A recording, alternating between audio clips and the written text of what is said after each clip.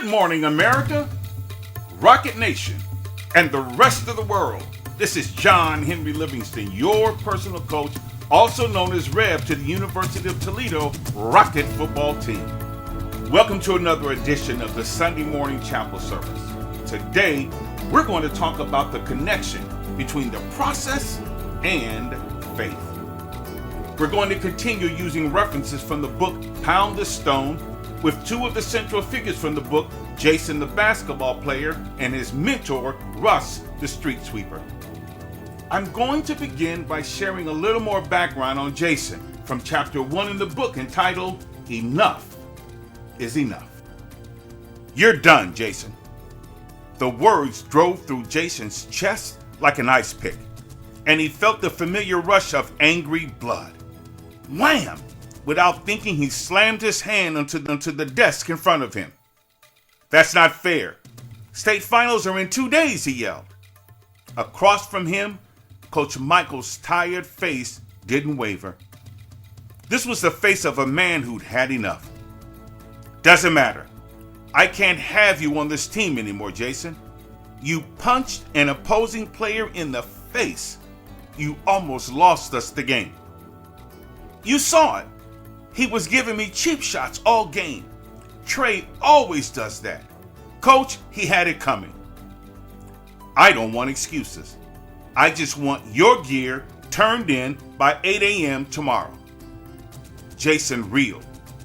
Desperate, he knew he pushed the boundaries a lot, but he never thought it would go this far.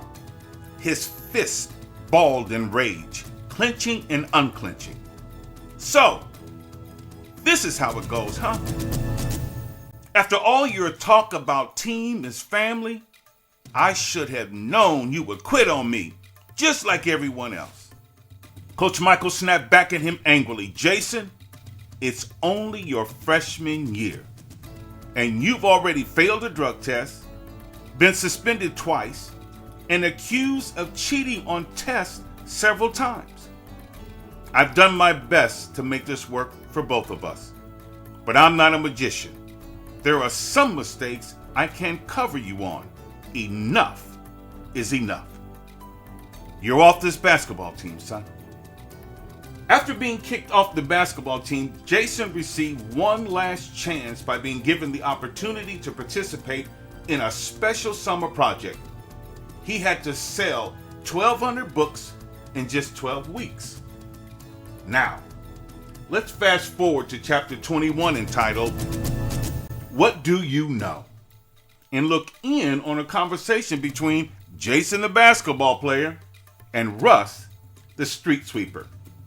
2 weeks passed, and while Jason was making more sales, he started to worry. With only a few weeks left in the summer, he wasn't sure he was going to make his goal.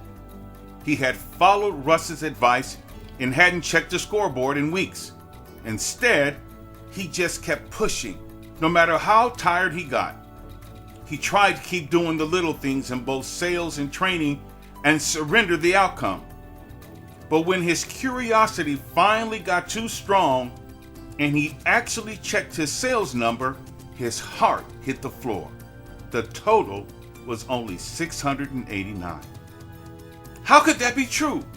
All those days spent sweating and hauling that stupid backpack full of books through every street in the city. 689 books was all he had to show for it. All he could think about was how stupid he was for listening to Russ. This whole time he should have been doing things his own way, not listening to some old street sweeper. And that night after dinner, he told him as much. I've tried everything you told me to do. None of it works. There's no way I'm going to make my numbers in just a couple of weeks. Russ listened quietly, and then he said, Trust the process, Jason. It's just that simple. No one achieved greatness and mastered their craft in one summer.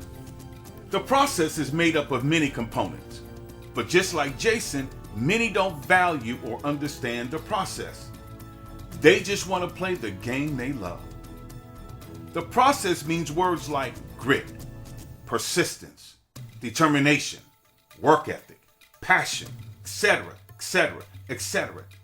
Yet all these terms are synonymous with the process. Now, from a whirlwind perspective, the process and motivation are the same. In other words, they both describe what moves you. Now, faith works in a similar way as the process. In the Bible, from the book of Hebrews, chapter 11, verse 1 reads as follows. Now, faith is the substance of things hoped for, the evidence of things not seen.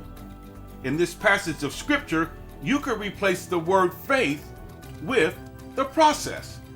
It would read, now the process is the substance of things hoped for, the evidence of things not seen. In other words, faith, like the process, is also made up of different components: grit, persistence, determination, passion, and yes, even work ethic. And both require relentless commitment. Neither reveal ahead of time how long someone must remain committed. However, in life, one has to go through something to achieve desired results. Commitment. Before I close this week's chapel message, I want to read one last scripture from the book of Hebrews, same chapter. You think coaches are disappointed when players don't commit to the process? Check this out. Verse 6, same chapter. But without faith, it is impossible to please him. For he that cometh to God must believe that he is, and that he is a rewarder of them that diligently seek him.